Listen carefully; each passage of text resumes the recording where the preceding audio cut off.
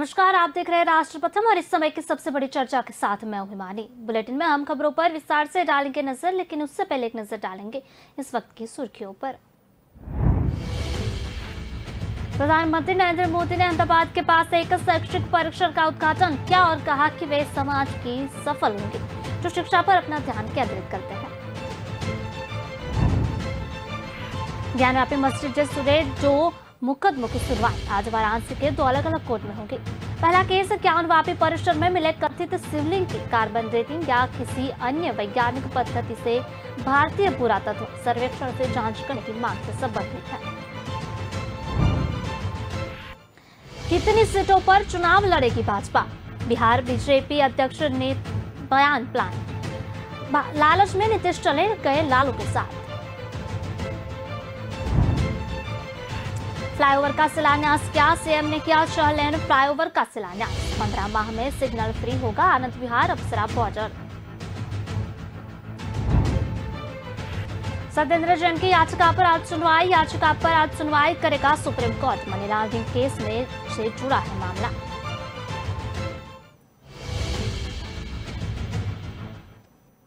तो चलिए बुलेटिन की खबरों को देखते हैं विस्तार से और बात करते हैं। प्रधानमंत्री नरेंद्र मोदी ने सोमवार को अहमदाबाद के पास एक शैक्षिक परिसर का उद्घाटन किया और कहा कि वे समाज से सफल होंगे जो शिक्षा कर अपना ध्यान केंद्रित करते हैं। यह शैक्षिक परिसर जरूरतमंद छात्रों को समय विकास के लिए सुविधाएं मुहैया कराएगा। छात्रों के पास मोदी शैक्षणिक संकुल की स्थापना मोदवनी की मोदी समाज द्वारा की गई है। प्रधानमंत्री ने कहा कि मैं जोर देना चाहता हूं कि शिक्षा पर ध्यान केंद्रित करने वाले समाज सफल होंगे। युवाओं के लिए शिक्षा को और अधिक सुलभ बनाने के तरीकों पर ध्यान केंद्रित करना सफलता के मुख्य तरीकों में से एक है। उन्होंने कहा कि हालांकि हमारे लोगों को देर हो चुकी है, लेकिन हम सही रास्ते पर हैं। बता दें कि मोदी रविवार से गुजरात के 3 दिवसीय दौरे पर है। मोदी ने कहा कि मुझे खुशी है कि अधिक संख्या में युवा चिकित्सा, इंजीनियरिंग और ऐसे अन्य विषयों पर ध्यान केंद्रित कर रहे हैं। साथ ही मैं कौशल विकास के महत्व पर भी जोर देना चाहता हूं। भविष्य में अगर किसी छात्र के पास कोई डिग्री नहीं है लेकिन कुछ कौशल है तो वह पर्याप्त होगा। अगर कोई बच्चा पढ़ना नहीं चाहता तो हमें उसे कुछ कौशल सिखाना चाहिए। प्रधानमंत्री ने कहा कि यह ऐसे जाति के लिए अच्छी उपलब्धि है जिसकी संख्या कम है और जिसके सदस्य ज्यादातर मध्यम वर्ग के हैं।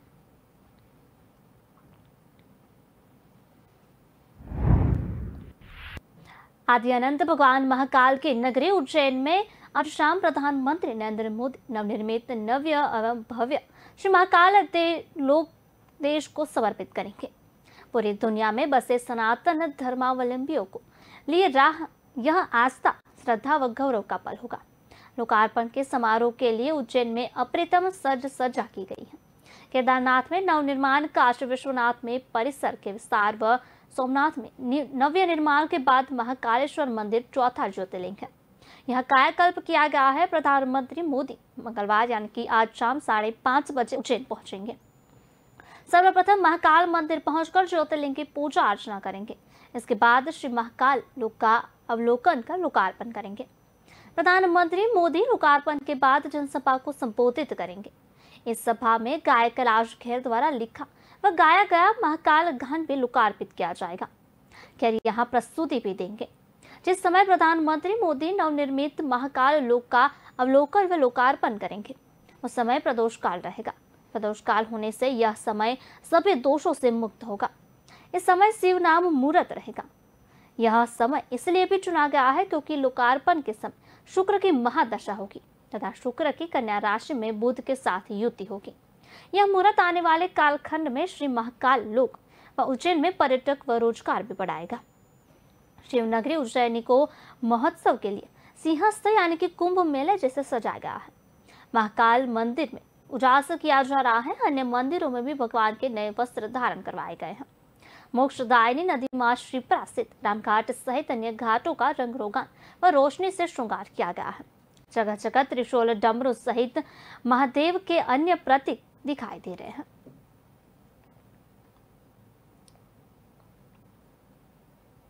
ज्ञानव्यापी मस्जिद से जुड़े 2 मुकदमों की सुनवाई आज वाराणसी के 2 अलग अलग कोर्ट में होगी। पहला केस ज्ञानवापी परिसर में मिले कथित शिवलिंग की कार्बन डेटिंग या किसी अन्य वैज्ञानिक पद्धति से भारतीय पुरातत्व सर्वेक्षण से जांच करने की मांग से संबंधित है। दूसरा केस की ज्ञानवापी परिसर में मिले कथित शिवलिंग की पूजा पाठ की मांग से अधिकार से संबंधित है। पहले केस की सुनवाई जिला जज डॉक्टर अजय कृष्ण विश्वेश की कोर्ट में होगी। वहीं दूसरे केस की सुनवाई सिविल जज senior division fast track court Mahendra Kumar Pandey की कोर्ट में होगी। ज्ञानवापी मस्जिद में वजूखाने में एडवोकेट कमिश्नर की कमीशन की कार्रवाई के दौरान बीती 16 मई को पत्थर की ठोस संरचना मिली थी। मां श्रृंगार घोरी केस की वादिनी महिलाओं सीता साहू, मंजू व्यास, रेखा पाठक, लक्ष्मी देवी और राखी सिंह का दावा है कि वह पत्थर प्राचीन शिवलिंग है। वादिन महिलाओं ने कथित शिवलिंग को नुकसान पहुंचाए बगैर उसकी और इसके इर्द गिर्द के एरिया की कार्बन डेटिंग या किसी अन्य वैज्ञानिक पद्धति से जांच की मांग की है, ताकि यह पता लग सके कि शिवलिंग कितना पुराना है। साथ ही यह भी स्पष्ट हो सके कि वह कितना लंबा और चौड़ा है और उसका अर्थ कितना गहरा है। इस पर जवाब देने के लिए अंजुमन इंतजामिया मसाजिद कमेटी की ओर से बीती 7 अक्टूबर को कोर्ट से लंबा समय मांगा गया था। जिला जज की कोर्ट ने कहा था कि 11 अक्टूबर को मसाजिद कमेटी का पक्ष सुनने के बाद वह अपना आदेश सुनाएगी। प्रदेश में हो रही अत्यधिक वर्षा से बाढ़ की स्थिति गंभीर बनी हुई है। प्रदेश के 17 जिलों के 944 गांव बाढ़ से प्रभावित हुए हैं। बाढ़ के कारण इन जिलों की 8.43 लाख जनसंख्या प्रभावित है। राहत आयुक्त कार्यालय के अनुसार गंगा नदी, बदायूं, शारदा नदी लखीमपुर खीरी, सरयू बबई नदी बरहारिच, घाघरा नदी बाराबंकी, अयोध्या व बलिया, राप्ती नदी श्रावस्ती, बलरामपुर व गोरखपुर और क्वाडो गोंडा में खतरे के निशान से ऊपर बह रही है। गोंडा में बिहुसी नदी खतरे के निशान को पार कर गई है और गोंडा बलरामपुर मुख्य मार्ग पर आवाजाही रोक दी गई है। अधिकारियों के मुताबिक गोंडा कहनलगंज और तारबगंज तहसील में बाढ़ से 13,000 से ज्यादा लोग प्रभावित हुए हैं। गोंडा जिले में 24 बाढ़ चौकियों को अलर्ट किया गया है। बलरामपुर जिले के शहरी इलाकों में बाढ़ का पानी घुस गया है और कई शहरी इलाकों में लोग एक जगह से दूसरी जगह जाने के लिए नाव का इस्तेमाल कर रहे हैं। जिला प्रशासन ने राहत कार्यों के लिए राज्य मुख्यालय से राष्ट्रीय आपदा राहत बल यानी कि NDRF की अतिरिक्त टीम मांगी है। बलरामपुर, गोंडा और श्रावस्ती जिलों में कई हजार एकड़ धान की फसल नष्ट हो गई है। साथ ही खेत में जल भराव के कारण आलू की नई फसल पर भी असर पड़ा है। जदयू की पूर्व विधायक गुड्डी चौधरी, सामाजिक कार्यकर्ता राजेश चौधरी और लोकपा प्रत्याशी रहे अजय कुशवाहा, प्रमोद प्रियदर्शी समेत बड़ी संख्या में जदयू और लोजपा के कार्यकर्ताओं ने भाजपा की सदस्यता ग्रहण की। इन नेताओं का स्वागत करते हुए पार्टी के प्रदेश अध्यक्ष डॉक्टर संजय जायसवाल ने कहा कि मैं जदयू के उन सभी लोगों का भाजपा में आने की अपील करता हूं, जिन्होंने जंगलराज से बिहार को बाहर लाने के लिए कार्य किया। उन्होंने कहा कि जंगलराज से लड़ाई में भाजपा और जदयू के लोगों ने साथ में लाठियां और गोलियां खाई हैं। आज लालच में नीतीश कुमार चले गए, लेकिन उन्हें रबर स्टैंप मुख्यमंत्री बनना पसंद होगा। अन्य कार्यकर्ता आज भी जंगलराज की लड़ाई को भूले नहीं हैं। उन्होंने कहा कि ऐसे में भी जदयू में अब कोई रास्ता नहीं बचा। 2025 में नीतीश कुमार को आश्रम जाना है। उन्होंने घोषणा की कि भाजपा लोकसभा चुनाव में सभी 40 तथा विधानसभा में सभी 243 सीटों पर अकेले चुनाव लड़ेगी। मुख्यमंत्री पर निशाना साधते हुए कहा कि अब उन्हें जयप्रकाश नारायण के नाम से डर लगने लगा है। पहली बार उनकी पुण्यतिथि मनाई और अब जन्मतिथि पर नागालैंड जा रहे हैं।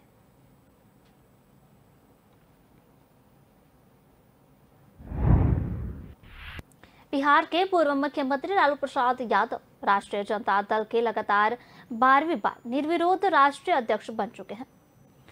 हालांकि राष्ट्रीय अध्यक्ष पद के लिए उनके अलावा अन्य किसी ने नामांकन नहीं किया था।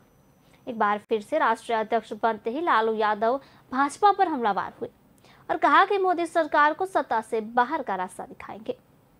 उन्होंने कहा कि सभी राजनीतिक दलों को एक साथ आना होगा। जो कोई साथ नहीं आएगा, देश उसे माफ नहीं करेगा। दिल्ली में आरजेडी की बैठक के दौरान लालू प्रसाद यादव ने भाजपा पर जमकर हमला बोला है। उन्होंने कहा कि आगामी चुनाव में भाजपा को सत्ता से बाहर का रास्ता दिखा देंगे। साथ ही में मोदी सरकार को मूली की तरह उखाड़ फेंकेंगे। भाजपा ने पूरे देश में पूरे समाज को सांप्रदायिक बना दिया है। लालू ने कहा कि तमाम राजनीतिक दल को एकजुट होना होगा। अगर कोई साथ नहीं आता तो उसे देश माफ नहीं करेगा। हम सभी को एक करने की दिशा में कदम बढ़ाते हैं तो सीबीआई का छापा शुरू हो जाता है, कभी ईडी की छापेमारी करा दी जाती है। समाजवादी पार्टी के संरक्षक और उत्तर प्रदेश के पूर्व मुख्यमंत्री मुलायम सिंह यादव का सोमवार को 82 साल की उम्र में निधन हो गया। मुलायम सिंह लंबे समय से बीमार चल रहे थे। गुरुग्राम के मेदांता अस्पताल में इनका इलाज चल रहा था। लालू यादव ने मुलायम सिंह को याद करते हुए कहा कि नेताजी मुलायम सिंह यादव और शरद यादव ने सदन को लड़ाकू बनाया। आरएसएस के सिद्धांत को देश में लागू किया जा रहा है। उन्होंने कहा कि भाजपा के सत्ता में आने से महंगाई चरम पर है, आम लोग परेशान हैं। मोदी के सरकार को उखाड़ के फेंक देंगे मुरई के तरह। हमको एकजुट होकर के इस लड़ाई को लड़ना है। इसीलिए दिल्ली में आज ये महाधिवेशन बुलाया गया आप लोगों को। फिर हम लोग अलग अलग राज्यों में भी बनाएंगे और इनको नरेंद्र मोदी के सरकार को उखाड़ के फेंक देंगे मुरई के तरह।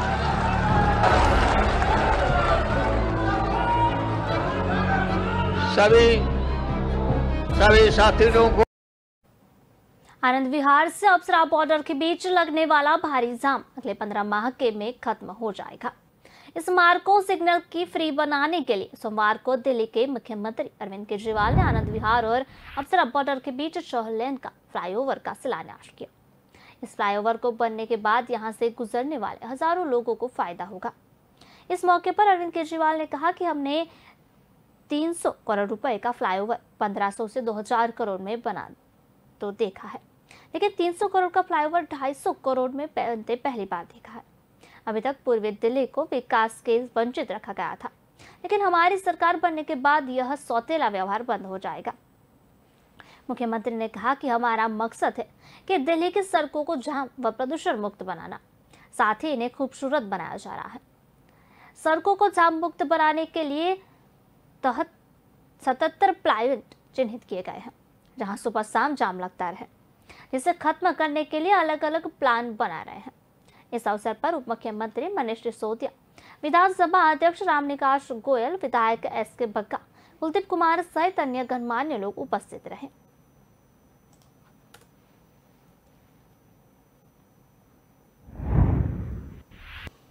देवी देवताओं को अपमानित करने का मामला दिल्ली की राजनीति में गर्म गया है। इस मामले में आम आदमी पार्टी के वरिष्ठ नेता राजेंद्र पाल गौतम ने अपने मंत्री पद से तो इस्तीफा दे दिया है, लेकिन उनकी मुश्किलें कम होने का नाम ही नहीं ले रही है। अंबेडकर भवन में एक कार्यक्रम के दौरान देवी देवताओं को अपमानित करने के मामले में दिल्ली सरकार के पूर्व मंत्री राजेंद्र पाल गौतम से दिल्ली पुलिस पूछताछ करेगी।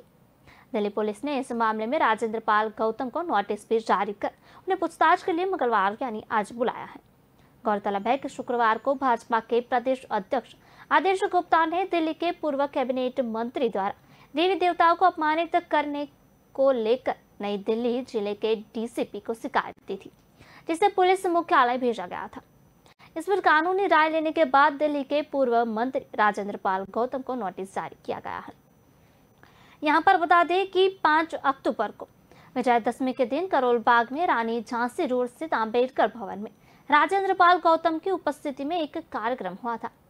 इसमें लोगों ने बौद्ध धर्म की दीक्षा ली थी, लेकिन इस दौरान राजेंद्र पाल गौतम के साथ अन्य लोगों ने शपथ भी ली कि वे देवी देवताओं की पूजा नहीं करेंगे। राजेंद्र पाल गौतम की उपस्थिति में आयोजित इस कार्यक्रम का वीडियो इंटरनेट मीडियम पर प्रसारित हुआ था।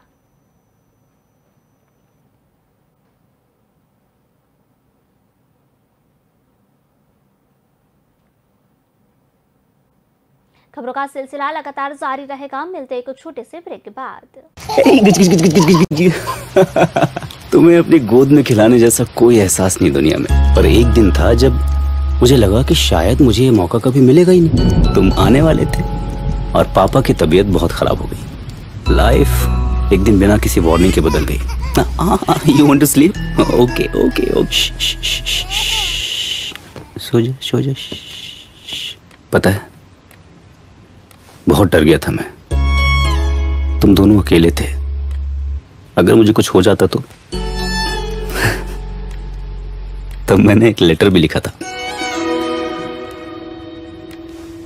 क्या लिखा था? हाँ?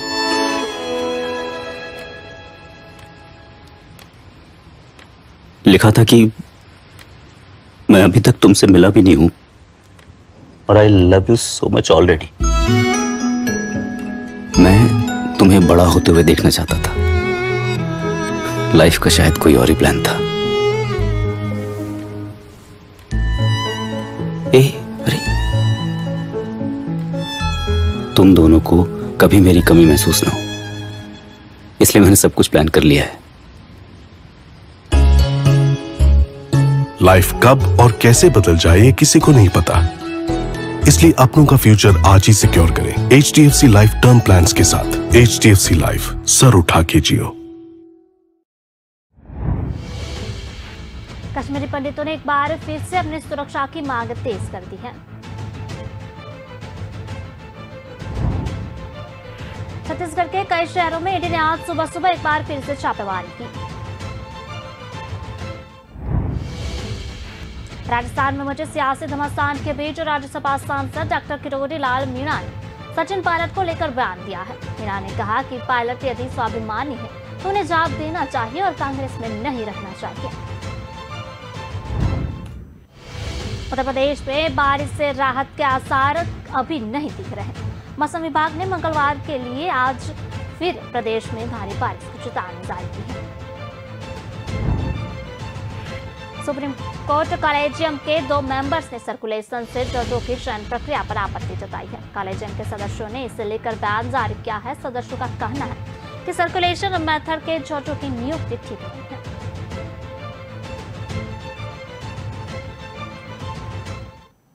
सुप्रीम कोर्ट दिल्ली के स्वास्थ्य मंत्री और आप नेता सत्येंद्र जैन की याचिका पर सुनवाई के लिए तैयार हो गया है। सत्येंद्र जैन ने अपनी याचिका में दिल्ली हाई कोर्ट के आदेश को चुनौती दी है। बता दें कि दिल्ली हाई कोर्ट में मंत्री सत्येंद्र जैन की उस याचिका को खारिज कर दिया गया था जिसमें उन्होंने अपने खिलाफ मनी लॉन्ड्रिंग से जुड़े मामले को दूसरी अदालत में स्थानांतरित करने की निचली अदालत को आदेश को चुनौती दी थी। कोर्ट के प्रधान जिला एवं सेशन कोर्ट ने मनी लॉन्ड्रिंग मामले में दिल्ली के मंत्री सत्येंद्र जैन को दूसरे न्यायाधीश के पास ट्रांसफर करने की मांग वाली ईडी की याचिका को अनुमति दे दी थी। इसके बाद इस मामले में विशेष न्यायाधीश विकास ढल को स्थानांतरित कर दिया गया।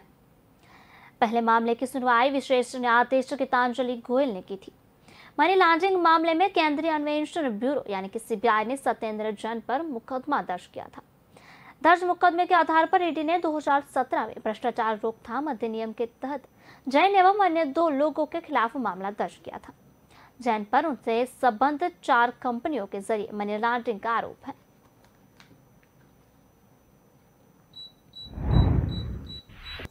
सुप्रीम कोर्ट मनी लॉन्ड्रिंग के एक मामले में महाराष्ट्र के पूर्व गृह मंत्री अनिल देशमुख को जमानत देने के बॉम्बे हाईकोर्ट के आदेश को चुनौती देने वाली प्रवर्तमान निदेशालय यानी कि ईडी की याचिकाओं पर मंगलवार यानी कि आज सुनवाई के लिए सोमवार को सहमत हो गया। ईडी की ओर से पेश सॉलिसिटर जनरल तुषार मेहता ने मुख्य न्यायाधीश यूयू ललित और न्यायमूर्ति SR भट्ट की पीठ के समक्ष मामले को तत्काल सूचीबद्ध करने का उल्लेख किया। पीठ ने कहा कि यह मामला न्यायमूर्ति DY चंद्रचूड़ की अध्यक्षता वाली पीठ के समक्ष कल सुनवाई के लिए आएगा। हाईकोर्ट ने 4 अक्टूबर को देशमुख को ईडी द्वारा दर्ज मामले में जमानत दे दी थी। इसमें कहा गया था कि उनके परिवार के ट्रस्ट के खाते में क्रेडिट के 2 घटक अपराध किए नहीं थे। हालांकि अतिरिक्त सॉलिसिटर जनरल अनिल सिंह ने कहा कि ईडी इसे शीर्ष अदालत में चुनौती देगा। इसके बाद हाईकोर्ट ने 13 अक्टूबर तक आदेश पर रोक लगा दी थी।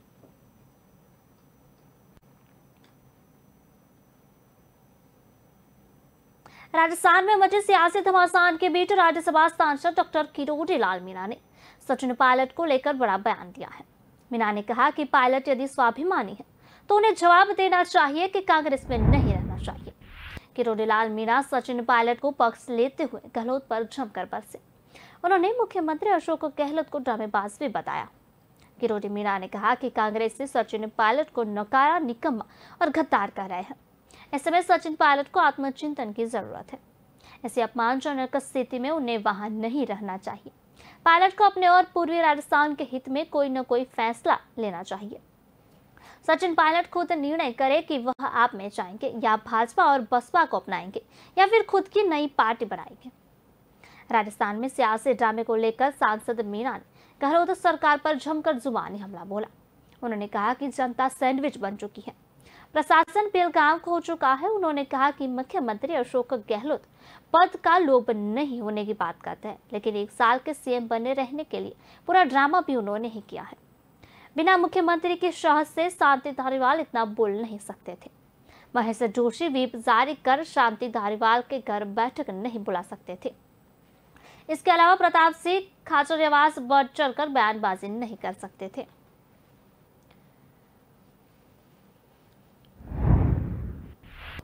राजस्थान के वरिष्ठ कांग्रेस विधायक पंडित भंवरलाल शर्मा का रविवार को निधन हो गया। शर्मा चूरू जिले की सरदार शहर विधानसभा क्षेत्र से विधायक थे।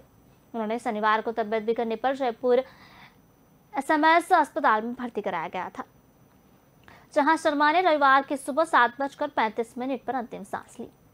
कांग्रेस के वरिष्ठ नेता भंवरलाल शर्मा 2018 में 7वीं बार विधायक बने थे। 17 अप्रैल 1945 में सरदार नगर के जैतसीसर गांव में जन्मे भंवरलाल शर्मा 1985 में पहली बार विधायक बने थे। वे 1990 में राजस्थान सरकार में कैबिनेट मंत्री भी रहे थे। वे विधानसभा में उप मुख्य सचेतक भी रह चुके थे। भंवरलाल शर्मा की ब्राह्मण समाज में अच्छी खासी पैठ थी। उनके निधन से चूरू में शोक की लहर है। सीएम अशोक गहलोत ने विधायक भंवरलाल शर्मा के निधन पर दुख जताया है। उन्होंने ट्वीट कर कहा कि सरदार शहर चूरू से कांग्रेस विधायक श्री भंवरलाल शर्मा के निधन पर मेरी गहरी संवेदनाएं। काफी समय से वो अस्वस्थ चल रहे थे। उनके स्वास्थ्य को लेकर मैं उनके परिवारजनों के संपर्क में था। कल रात अनुसार अस्पताल पहुंचकर चिकित्सकों से जानकारी ली और परिवार से मुलाकात की थी।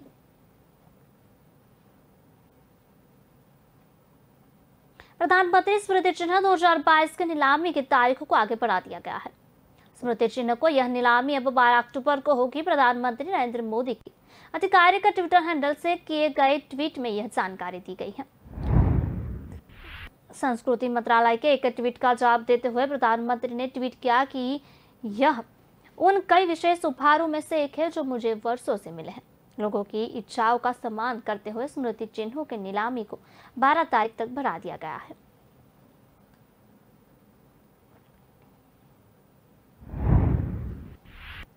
केंद्र सरकार ने शुक्रवार को राष्ट्रीय स्वास्थ्य खाते में अशुद्धियों और जेब खर्च में कमी का दावा करने वाली खबरों का खंडन करते हुए इसे भ्रामक और गलत बताया। स्वास्थ्य और परिवार कल्याण मंत्रालय ने इस खबर को भ्रामक बताते हुए कहा कि राष्ट्रीय स्वास्थ्य खातों में विशेष रूप से जेब खर्च में कमी के दावों में त्रुटियां का सुझाव देने वाली समाचार रिपोर्ट भ्रामक और गलत है। NHA देश के स्वास्थ्य क्षेत्र में किए गए व्यय पर विस्तृत जानकारी प्रदान करते हैं। मंत्रालय ने आगे कहा कि 2018 और 19 के NHA अनुमान में आउट ऑफ पैकेज खर्च में कमी दिखाई है, जो नागरिकों के वित्तीय बोझ को कम करने के लिए सरकार की प्रतिबद्धता को दिखाता है। इसके डेटा को एक निजी भारतीय विश्वविद्यालय में काम कर रहे स्वास्थ्य अर्थशास्त्र के एक विशेषज्ञ द्वारा गलत कहना ठीक नहीं है। मंत्रालय ने बताया कि OP के सूचना का मुख्य स्रोत 2017-18 के NSO डेटा पर आधारित था, जबकि पिछले अनुमान 2024 पर आधारित थे। सरकार ने कहा कि वे 71वें और 75वें दौर से दोनों सर्वेक्षण की तुलना सुनिश्चित करने और घरों के चयन के लिए एक ही नमूने के डिजाइन का उपयोग किया गया। मंत्रालय द्वारा दी गई जानकारी में बताया गया है कि साल 2017 और 18 का डेटा एक साल के सर्वेक्षण पर आधारित था, जबकि 2014 का डेटा 6 महीने की अवधि का था।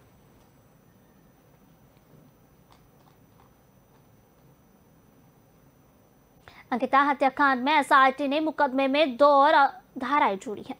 अंकिता को मेहमानों के साथ पुलकित शब्द बनाने के लिए कहा गया था। इसके साथ ही एक मेहमान ने उसे गलत निगाह रखते हुए गले भी लगाया था। इन सब तथ्यों के आधार पर मुकदमे में जब देह व्यापार अधिनियम और IPC की धारा 356 का यानी कि गलत निगाह रखना और संबंध बनाने को कहना धारा जोड़ी है। 3 आरोपियों पौड़ी जिला में न्यायिक अभिरक्षा में बंद है। 18 सितंबर को अंकिता के वनगा रिजोर्ट में गायब होने की शिकायत पर राजस्व पुलिस ने अपहरण का मुकदमा दर्ज किया था, लेकिन अंकिता जब नहीं मिली तो मामले का रेगुलर पुलिस को सौंप दिया गया। पुलिस ने 22 सितंबर को मामले में रिसोर्ट के मालिक पुलकित और 2 मैनेजर अंकित गुप्ता और सौरभ को गिरफ्तार कर लिया। इन्होंने बताया कि उन्हें अंकिता को नहर में धक्का दे दिया था। इसके बाद पुलिस ने इस मुकदमे में हत्या, आपराधिक षड्यंत्र और साक्ष्य छुपाना की धाराएं जोड़ी थी। मामले में अंकिता और उसके दोस्त के बीच बातचीत का एक स्क्रीनशॉट वायरल हुआ था। इसमें उसके दोस्तों को बताया गया कि पुलकित उस पर ग्राहकों को संबंध बनाने के लिए कहता था। एक मेहमान भी वहां पर आया था और नशे की हालत में गले भी लगाया था। इस मेहमान ने भी उस पर संबंध बनाने का दबाव डाला। यही नहीं, अंकिता के दोस्त बयान में भी अब आया है कि एक दिन पुलकित ने भी अंकिता से संबंध बनाने की कोशिश की।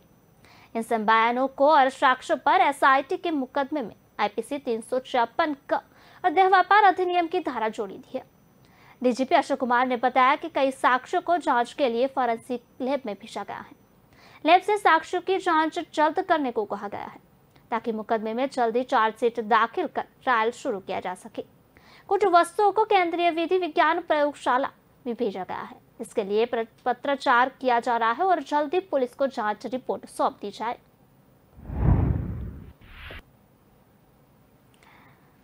भाजपा नेता टिकटॉक स्टार सोनाली फोगाट की गुमनाम चिट्ठियों को हड़कंप मच गया है। इसका खुलासा होते ही केंद्रीय जांच ब्यूरो यानी कि सीबीआई की टीम हिसार पहुंच गई है।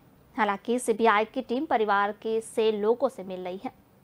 सीबीआई ने आज रिंकू और वतन ढाका से मुलाकात की और चिट्ठियां हासिल की।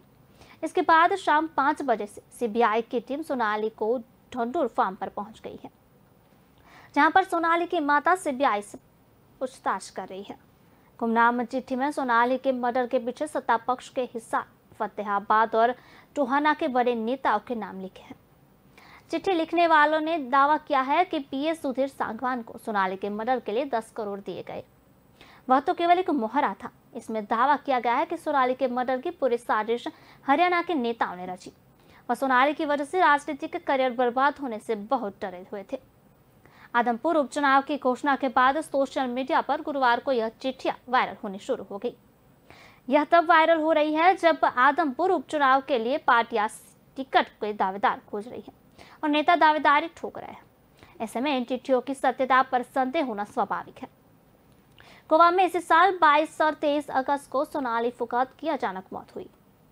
सोनाली फोगाट के परिवार ने पीएस सुधीर सांगवान और सुखविंदर सिंह पर हत्या के आरोप भी लगाए। पोस्टमार्टम रिपोर्ट में सोनाली के शरीर पर चोट के निशान और ड्रग्स की ओवरडोज मिली, जिसके बाद गोवा पुलिस ने सुधीर और सुखविंदर समेत 5 आरोपियों के खिलाफ मर्डर का केस दर्ज किया। परिवार की मांग पर गोवा सरकार ने केस को सीबीआई को ट्रांसफर कर दी। सीबीआई की 2 सदस्यीय टीम हिसार आकर सोनाली फोगाट के परिजनों से मिली। इसके बाद अभी तक जांच जारी है।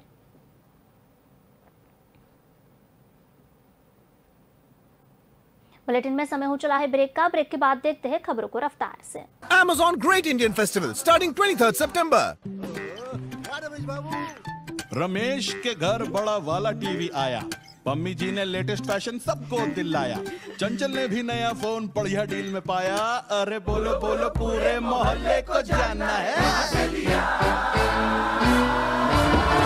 Amazon से लिया, Amazon से लिया, Amazon, Amazon, Amazon। आ रहा है Amazon Great Indian Festival। बड़े ब्रांड्स पर बड़ी डील्स, नो कॉस्ट EMI और बैंक डिस्काउंट 23 सितंबर से लिया। सुनो, तेल वेल सब खत्म हो गया। अरे संडे तक तो चलाओ यार। संडे क्यों? क्यों संडे? हर काम संडे। चेक करो deal share app. Deal share app पर मिलते हैं इंडिया के सारे टॉप ब्रांड्स और हजारों लोकल ब्रांड्स भी।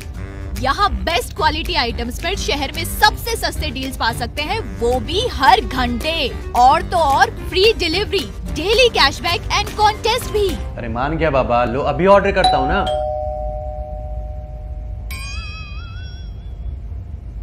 अरे ये क्या है? हाँ, मैंने तो कल ही ऑर्डर कर दिया था। अभी गूगल प्ले स्टोर से डील शेयर ऐप डाउनलोड करें और हर दिन बेहतरीन डील्स का फायदा उठाएं। डील शेयर, आपकी ऑनलाइन दुकान। समाजवादी पार्टी के संस्थापक तथा संरक्षक मुलायम सिंह यादव का आज अंतिम संस्कार किया जाएगा। अंतिम संस्कार उनके पैतृक गांव सेफई में 3 बजे होगा। 82 वर्ष की आयु में सोमवार को गुरुग्राम के मेदांता अस्पताल में मुलायम सिंह यादव ने इस दुनिया को अलविदा दे दिया। सपा नेता के अंतिम दर्शन के लिए कई दिग्गज पहुंच सकते हैं। पीएम मोदी के भी अंतिम संस्कार में शामिल होने की संभावना है। हालांकि इस पर कोई आधिकारिक बयान नहीं आया है। मुख्यमंत्री योगी आदित्यनाथ ने सोमवार को इटावा के सेफई में मुलायम सिंह यादव के अंतिम दर्शन किए। उन्होंने मुलायम के पार्थिव देह का अंतिम दर्शन किया और श्रद्धांजलि दी। उनके साथ भाजपा प्रदेश अध्यक्ष चौधरी भूपेंद्र सिंह तथा जल शक्ति मंत्री स्वतंत्र देव सिंह ने भी आकार सपा के नेता को श्रद्धांजलि दी। राजस्थान के मुख्यमंत्री अशोक गहलोत और उनके छत्तीसगढ़ समकक्ष भूपेश बघेल समाजवादी पार्टी के दिग्गज मुलायम सिंह यादव को अंतिम संस्कार में कांग्रेस का प्रतिनिधित्व करेंगे। कांग्रेस के दिग्गज नेता मल्लिकार्जुन खड़गे भी अंतिम संस्कार में शामिल होंगे। गौरतलब है कि खड़गे पार्टी अध्यक्ष का चुनाव लड़ रहे हैं, इसलिए वह पार्टी के आधिकारिक नेता के रूप में शामिल नहीं होंगे।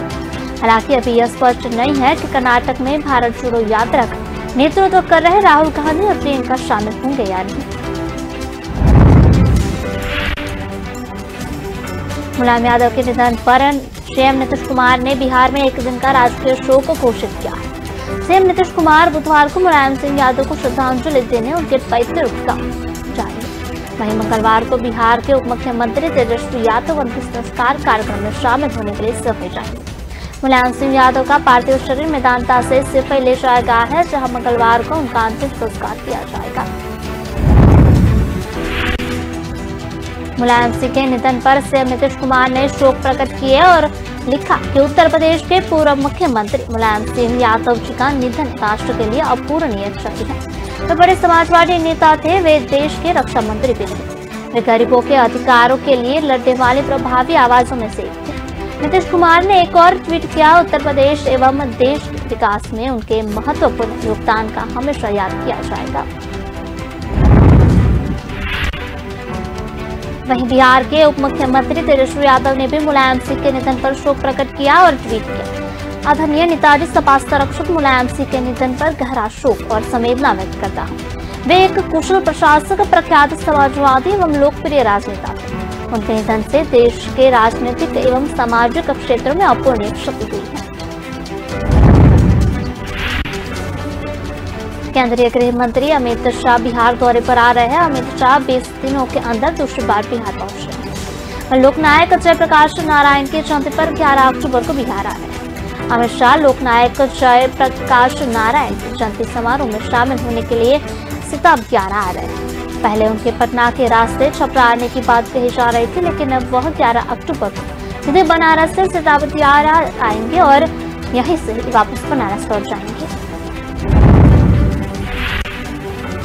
इससे पहले 23 और 24 सितंबर को अमित शाह बिहार के 2 दिवसीय दौरे पर आए थे। तब उन्होंने किशनगंज में पार्टी नेताओं से कहा था कि हर बार बिहार आएंगे, जरूरत पड़ी तो माह में 2 बार भी आएंगे और अब 20 दिनों के भीतर वह दूसरी बार बिहार दौरे पर आ रहे हैं। बिहार के डिप्टी सीएम तेजस्वी यादव ने सोमवार को बीजेपी सरकार पर एक बार फिर से तीखा प्रहार किया। तेजस्वी यादव ने कहा कि देश में बेरोजगारी की हालत ऐसी हो गई है कि नरेंद्र मोदी चाय बेचकर प्रधानमंत्री बन गए और देश के युवा MBA करके बैठे हैं। मजबूरन उन्हें चाय बेचनी पड़ रही है। दरअसल मौका था दिल्ली के तारकटोला स्टेडियम में राष्ट्रीय जनता दल यानी कि RJD को 2 दिवसीय सम्मेलन दूसरे दिन का। इस दौरान राष्ट्रीय परिषद की बैठक में लालू यादव को राष्ट्रीय अध्यक्ष घोषित किया गया। कार्यक्रम में तेजस्वी यादव ने बीजेपी सरकार पर जमकर निशाने साधे। तेजस्वी ने कहा कि देश के युवाओं की हालत खराब है। MBA पास बेरोजगार बैठे हैं, चाय बेचने पर मजबूर हो रहे हैं। तेजस्वी यादव यही नहीं रुके, उन्होंने यह भी कहा कि नरेंद्र मोदी चाय बेचकर देश के प्रधानमंत्री बन गए। इससे पहले लालू प्रसाद यादव ने कहा था कि कांग्रेस समेत सभी राजनीतिक दल एक साथ एक मंच पर आए। इसके साथ ही लालू प्रसाद ने यह भी कहा कि जो भी दल साथ नहीं आए तो उन्हें जनता उन्हें माफ नहीं करेगी। कांग्रेस की भारत छोड़ो यात्रा अब धीरे धीरे उसके राजनीतिक साथियों की साथ मिलने लगा है। खबर है कि राघव नेता शरद पवार महाराष्ट्र में राहुल गांधी से भारत जोड़ो यात्रा का स्वागत कर सकते हैं। यह यात्रा 9 नवंबर को महाराष्ट्र पहुंचेगी। बता दें कि महाराष्ट्र में कांग्रेस राघव ने साथ मिलकर विधानसभा चुनाव लड़ा है। राहुल गांधी महंगाई, बेरोजगारी जैसे मुद्दों को लेकर भारत जोड़ो यात्रा निकाल रही है। जो कन्याकुमारी से शुरू हुई है और जम्मू कश्मीर में खत्म होगी। कांग्रेस के कई नेता यात्रा के दौरान 3,500 किलोमीटर पैदल चलेंगे। वहीं राहुल गांधी ने तो तुमकुर जिले के पोचकट्टे से भारत जोड़ो यात्रा की शुरुआत की। इस दौरान बड़ी संख्या में लोग उनके साथ हैं। भारत जोड़ो यात्रा के 32वें दिन कांग्रेस नेता राहुल गांधी ने कहा कि कुछ राजनीतिक दल युवाओं को गुमराह कर देश में नफरत फैलाने की कोशिश कर रहे हैं। अपनी एक तस्वीर साझा करते हुए राहुल ने कहा कि ये युवा कह रहे हैं कि हमारे प्यारे भारत में नफरत के लिए कोई जगह नहीं है। कुछ साल पहले देश में ऐसा माहौल नहीं था जैसा कि आज। युवा हमारे देश का भविष्य है, वे नफरत नहीं प्रेम चाहते हैं। वे रोजगार चाहते हैं ताकि अपना और अपने परिवार का और देश का भविष्य उज्जवल बना सके। कुछ राजनीतिक दल नफरत की राजनीति के लिए उन्हें बेरोजगार देखना चाहते हैं।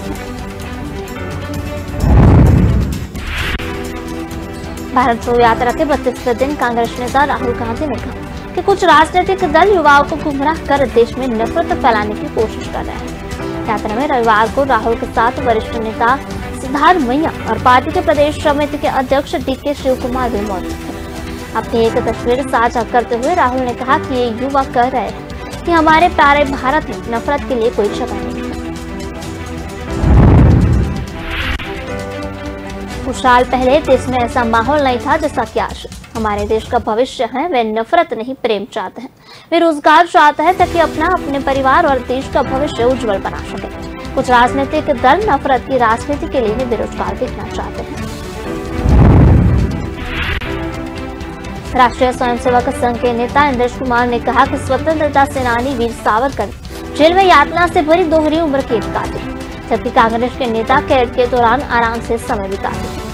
इंद्रेश ने राहुल गांधी से सावरकर को अंग्रेजों से पेंशन मिलने की बात का जवाब देते हुए कहा। उन्होंने यह भी कहा कि देश में अब और मंदिर को नहीं तोड़ा जा सकता।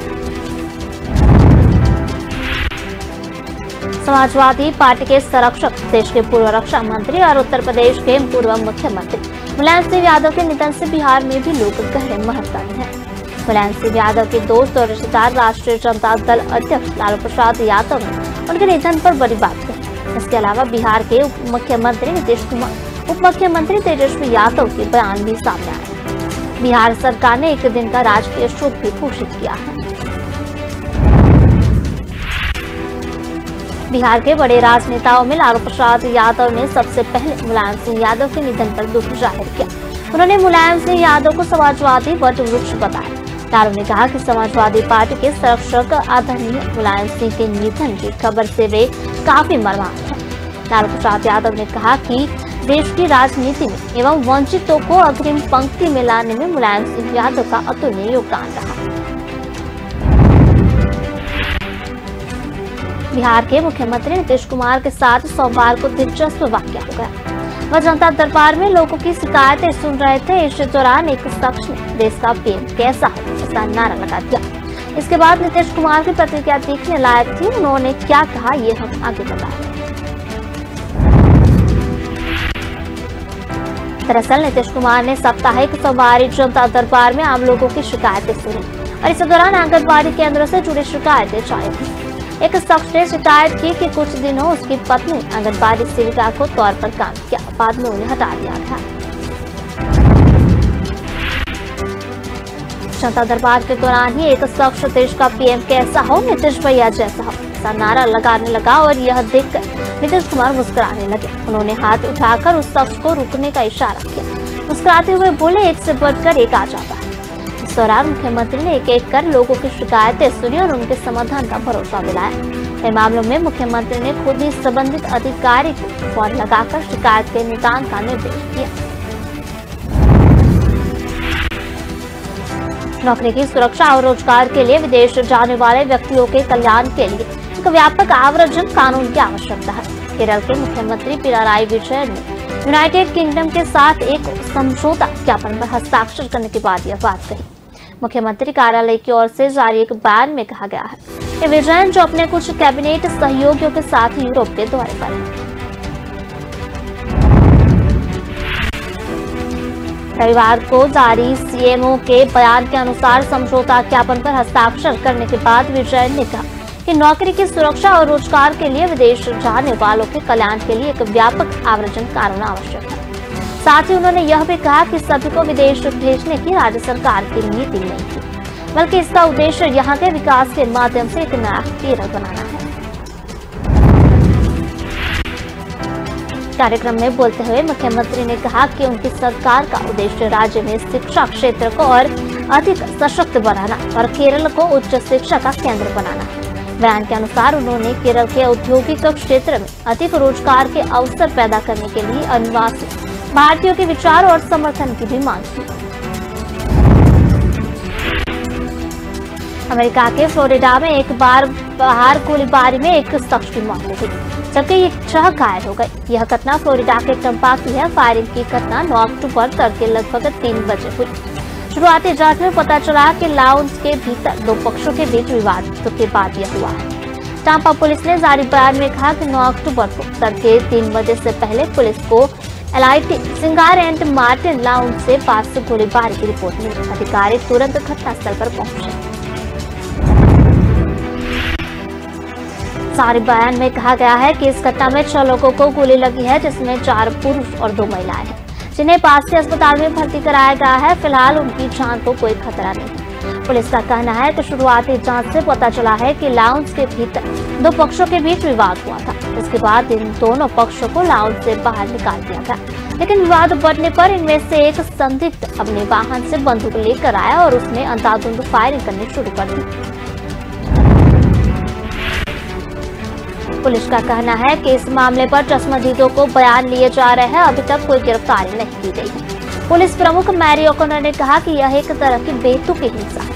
कोई कारण नहीं है कि क्यों किसी शख्स के बारे में विवाद को लेकर अपनी जान गंवानी पड़ी।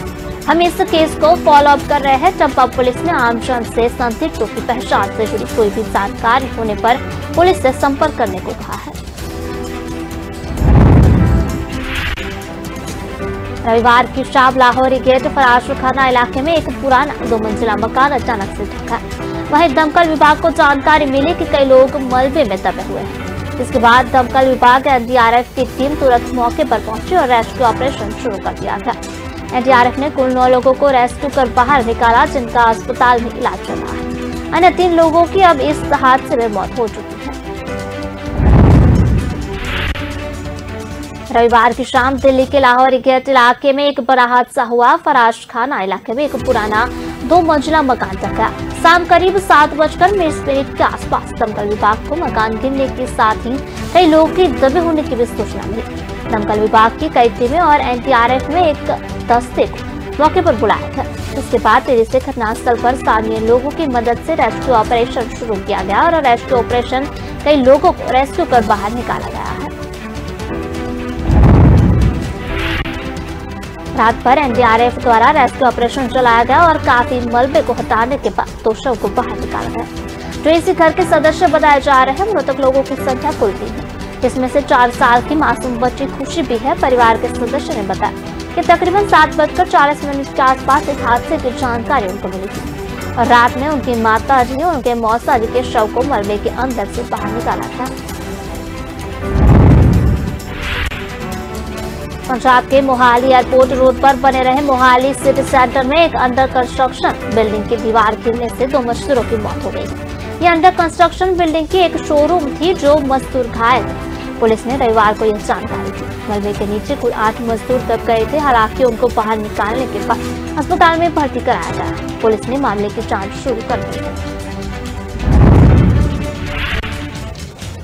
रूपनगर रेंज पुलिस ने ट्वीट किया। DIG रूपनगर रेंज ने व्यक्तिगत रूप से मोहाली में सिटी सेंटर की इमारत ढहने के रेस्क्यू ऑपरेशन की निगरानी की। 2 शव और 2 घायलों को निकाला गया और अस्पताल भेजा गया। प्राथमिकी दर्ज की गई है और जांच शुरू की गई। पुलिस ने मामले में सख्त कानूनी कार्रवाई का आश्वासन दिया है। इधर दिल्ली के लाहौरी गेट के पास रविवार शाम 2 मंजिला इमारत के ढह जाने के बाद एक छोटी बच्ची की मौत हो गई।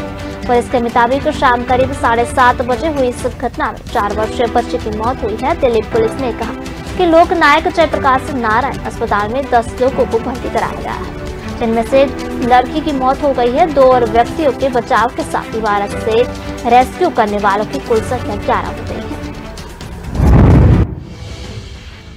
राजस्थान में मुझे सियासी घमासान के बीच राज्यसभा सांसद डॉक्टर किरोड़ी लाल मीणा ने सचिन पायलट को लेकर बड़ा बयान दिया। पीएम मोदी के स्मृति चिन्हों की होगी नीलामी, 12 अक्टूबर को होगी नीलामी, पीएम मोदी ने ट्वीट करके जानकारी दी। अंकिता हत्याकांड में एसआईटी ने मुकदमे में 2 और धाराएं जोड़ी है। अंकिता को मेहमानों के साथ पुलकित संबंध बनाने के लिए कहा था।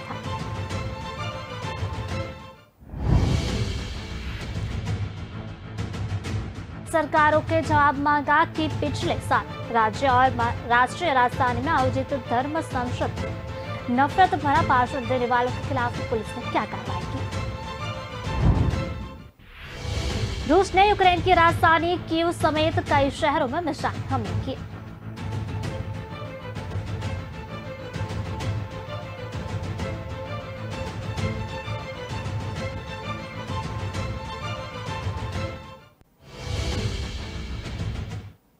सुप्रीम कोर्ट ने उत्तराखंड और दिल्ली सरकारों से जवाब मांगा है कि पिछले साल राज्य में राष्ट्रीय राजधानी में आयोजित धर्म संसद में नफरत भरा भाषण देने वालों के खिलाफ पुलिस ने क्या कार्रवाई की है। न्यायमूर्ति डीवाई चंद्रचूड़ और न्यायमूर्ति हिमा कोहली ने पीठ के कार्यकर्ता तुषार गांधी की याचिका पर सुनवाई पारित किया। अपनी याचिका में कार्यकर्ता गांधी ने नफरत फैलाने वाले भाषणों और लीचिंग को रोकने के लिए निर्धारित दिशा निर्देशों के अनुसार इस मुद्दे पर कोई कदम नहीं उठाने के लिए वरिष्ठ पुलिस अधिकारियों के खिलाफ अवमानना कार्रवाई की मांग की है। पीठ ने कहा कि इस स्तर पर वह अवमानना याचिका पर नोटिस जारी नहीं कर रही है, बल्कि केवल उत्तराखंड और दिल्ली से जवाब मांग रही है कि धर्म सांसद में दिए गए अभद्र भाषा के संबंध में क्या कार्रवाई की गई है। इसमें कहा गया है कि उत्तराखंड और दिल्ली दोनों हलफनामे दाखिल करेंगे और तथ्यात्मक स्थिति और की गई कार्रवाई के बारे में भी बताएंगे। पीठ ने यह भी कहा है कि नवनियुक्त अटॉर्नी जनरल आर वेंकटरमणि ने हाल ही में कार्यभार संभाला है और इस मुद्दे पर विचार करने के लिए कुछ समय भी लग सकता है। गांधी की ओर से पेश अधिवक्ता शादान फरसाद ने कहा कि वह अवमानना याचिका की प्रति उत्तराखंड और दिल्ली के स्थायी वकीलों को देंगे। उन्होंने कहा कि गांधी तहसीन एस पूनावाला बनाम भारत संघ 2018 के फैसले में याचिकाकर्ताओं में से एक थे, जिसमें नफरत भरे भाषणों और लीचिंग को रोकने के लिए दिशा निर्देश निर्धारित किए गए थे। फरसाद ने कहा कि तुषार गांधी ने उत्तराखंड और राष्ट्रीय राजधानी में धर्म संसद में अभद्र भाषा की घटनाओं के बारे में कोई कार्रवाई नहीं करने के लिए पुलिस अधिकारियों के खिलाफ अवमानना कार्रवाई की मांग की है। उन्होंने कहा कि याचिका दायर करने के बाद अभद्र भाषा देने वाले 2 लोगों को गिरफ्तार किया गया था, लेकिन 7 अन्य को पुलिस ने छुआ तक नहीं था। पीठ ने उत्तराखंड और दिल्ली से 4 सप्ताह में जवाब मांगा।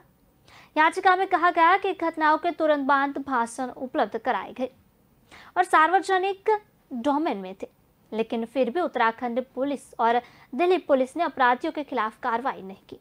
याचिका में आरोप लगाया गया कि उत्तराखंड के हरिद्वार में पिछले साल 17 और 19 दिसंबर तक और दिल्ली में पिछले साल 19 दिसंबर को आयोजित धर्म संसद में भड़काऊ भाषण दिए गए थे।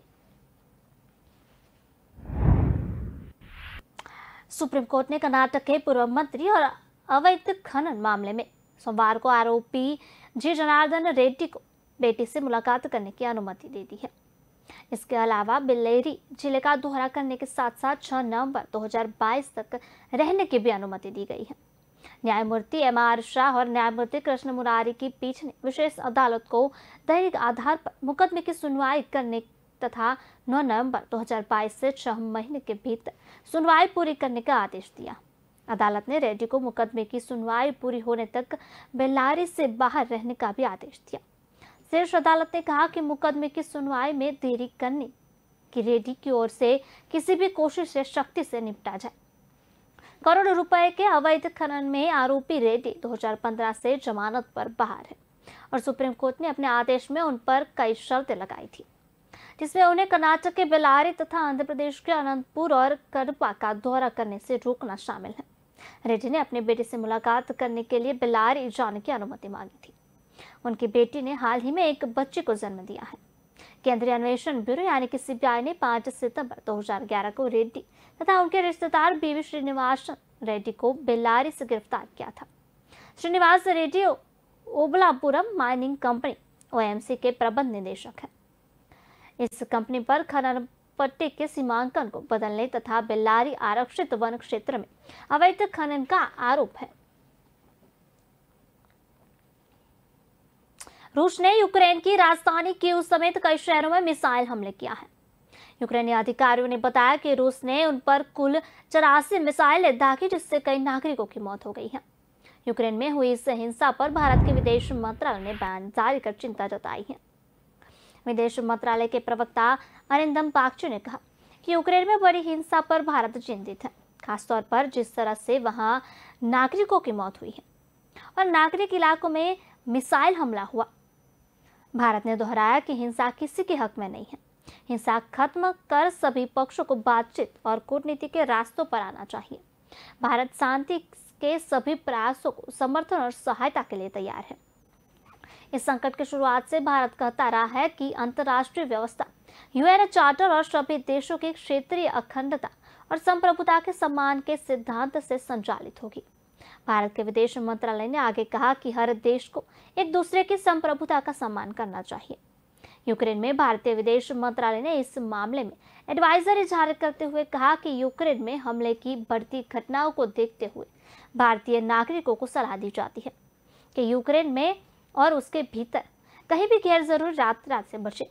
भारतीय दूतावास यानी कि इंडियन एम्बेसी ने कहा कि यूक्रेन में रह रहे भारतीय सरकार और स्थानीय अधिकारियों द्वारा जारी सूचना और सुरक्षा दिशा निर्देशों को सख्ती से पालन करें। भारतीय नागरिकों से अनुरोध है कि वे दूतावास को यूक्रेन में अपनी उपस्थिति की स्थिति के बारे में सूचित करें, जिससे आवश्यकता पड़ने पर दूतावास उन तक पहुंच सके। रूस ने यूक्रेन की राजधानी कीव सहित कई शहरों पर भीषण हमले किए हैं। कीव पर कम से कम 4 मिसाइल दागी गई हैं। साथ ही अन्य यूक्रेनी शहरों पर भी रूसी मिसाइलें हमले हुए हैं। पूरे यूक्रेन में रूस के बड़े पैमाने पर मिसाइल हमले के कारण बेसमेंट में सुरक्षा के लिए पहुंचे बच्चे यूक्रेन का राष्ट्रगान गा रहे हैं। खबरों में आ रहा है कि कीव में 8 नागरिकों की मौत हो गई है और 24 लोग घायल हुए हैं। इस हमले के बाद यूक्रेन के राष्ट्रपति व्लादिमीर ज़ेलेंस्की ने कहा कि देश भर के शहरों में कई हमलों में लोगों की मौत होने की सूचना है और कई लोग घायल भी हुए हैं। यूक्रेन के कमांडर इन चीफ वालेरी जालुनजी ने कहा कि यूक्रेन पर सुबह से 75 रॉकेट दागे गए, उनमें से 41 हमारी एयर डिफेंस सिस्टम ने मार गिराए, जबकि यूक्रेन की राजधानी कीव पर सोमवार की सुबह कम से कम 4 मिसाइलें गिरने की खबर है। इससे पहले जापोरिजा और बंदरगाह शहर की माइकोलाइव पर रूस ने मिसाइलों से हमला किया था। बताया जा रहा है कि सुबह यूक्रेन में हुए हमलों के बाद हताहतों की संख्या बढ़ने की आशंका है, जबकि यूक्रेन के पश्चिमी क्षेत्र लीव में ऊर्जा सुविधाओं से सहित महत्वपूर्ण बुनियादी ढांचे को निशाना बनाकर रूस ने मिसाइल हमले किए। यूक्रेन में शहरों पर रूस के मिसाइल हमलों को व्यापक रूप से व्लादिमीर पुतिन की क्रीमिया के पुल पर रहे हुए विस्फोटक की प्रतिक्रिया के रूप में देखा जा रहा है। जंग में अपने हो रहे नुकसान को रोकने में असमर्थ पुतिन ने शायद अब आम यूक्रेनी जनता को आतंकित करने और मारने का रास्ता चुना है। रूस 7 महीने पहले पुरानी जंग में हो रही अपनी हार को मानने के लिए तैयार नहीं है। क्रीमिया को रूस से जोड़ने वाले पुल पर हुए घातक विस्फोट के लिए मॉस्को ने यूक्रेन को दोषी ठहराया था। इसके लिए एक दिन बाद यूक्रेन के शहर पर भीषण मिसाइल हमले शुरू किए गए।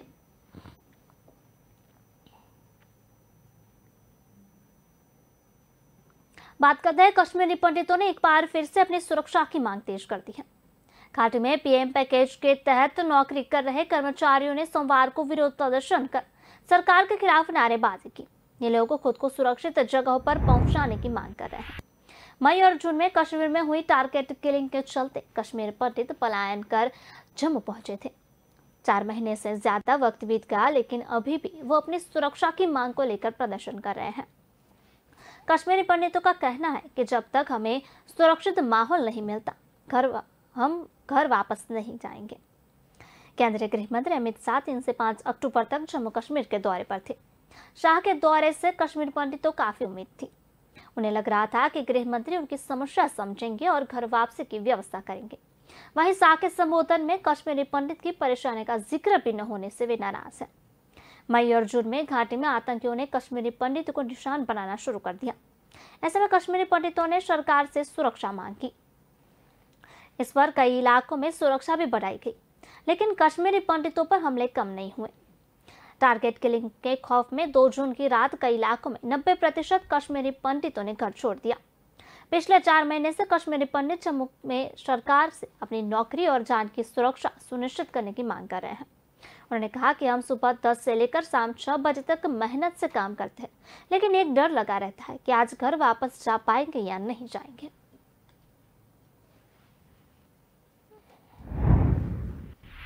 हरियाणा में जेजेपी और बीजेपी गठबंधन में कुछ सही नहीं चल रहा है। दोनों दलों के बीच पिछले कुछ दिनों में अंदरूनी कलह चल रही है, जिसके बाद जननायक जनता पार्टी यानी कि जेजेपी के महासचिव दिग्विजय चौटाला खुलकर सामने आए। उन्होंने आदमपुर उपचुनाव में बीजेपी के पोस्टरों में जजपा नेताओं को फोटो न होने पर कड़ी आपत्ति जताई। इसको लेकर जजपा ने दिल्ली में संसदीय बोर्ड की मीटिंग बुलाई थी। हालांकि वह इस पर कोई फैसला नहीं ले सके। इस बार में कल भी जजपा नेताओं का मंथन होगा। कुलदीप बिश्नोई के पोस्टर बैनर पर जेजेपी नेताओं के फोटो न होने पर दिग्विजय चौटाला ने कहा कि इसे देखकर मुझे हैरानी होती है। हम राज्य में बीजेपी के साथ गठबंधन की सरकार चला रहे हैं। बीजेपी की सीनियर लीडरशिप हमेशा बोलती रहती है कि हमें गठबंधन को और आगे बढ़ाना है। ऐसा उपचुनाव हो और उसके बाद भी जेजेपी के किसी वरिष्ठ नेता की फोटो न हो, यह रवैया काफी चौंकाने वाला है। दिग्विजय चौटाला ने कहा कि हरियाणा में जननायक जनता पार्टी का अपना एक मजबूत आधार है। अभी तक राज्य में पिछले जितने भी चुनाव हुए हैं उनमें वह पड़े वोटों में वह आधार भी दिखाई देता है। महासचिव ने कहा कि आने वाले चुनाव में भी वह आधार व्यर्थ नहीं जाएगा। जेजेपी यहाँ है, वह आधार वहीं दिखाई देगा। छत्तीसगढ़ के कई शहरों में ईडी ने आज सुबह एक बार फिर से छापेमारी की। इस बार ईडी ने राज्य के कुछ वरिष्ठ अधिकारियों के साथ साथ कारोबारियों के घर पर भी छापेमारी की है, जिसमें कुछ ऐसे लोग शामिल हैं जिन पर पहले आईटी की रेड भी पड़ चुकी है। छत्तीसगढ़ में इस बार ईडी ने दुर्ग, रायपुर, रायगढ़ और महासमुंद सहित कई जगहों पर छापा मारा है। छत्तीसगढ़ के दुर्ग में मुख्यमंत्री बघेल ओएसडी सौम्या चौरसिया एवं माइनिंग हेड जेपी मौर्य के रायपुर स्थित आवास पर, रायगढ़ के गांजा चौक निवासी नवनीत तिवारी, सीए सुनील अग्रवाल के ठिकानों पर ईडी की कार्रवाई जारी है। बताया जा रहा है कि सुबह 5 बजे से इन सभी के घर ईडी दर्जन भर टीम के साथ रेड कर रही है। बता दें कि इससे पहले आईटी और ईडी द्वारा मुख्यमंत्री की ओएसडी सौम्या चौरसिया, कलेक्टर रानू साहू, सूर्यकांत कोयला व्यापारी सूर्यकांत तिवारी और सौम्या चौरसिया के घर से बड़ी मात्रा में लगभग 200 करोड़ रुपए की चल अचल संपत्ति सामने आई थी।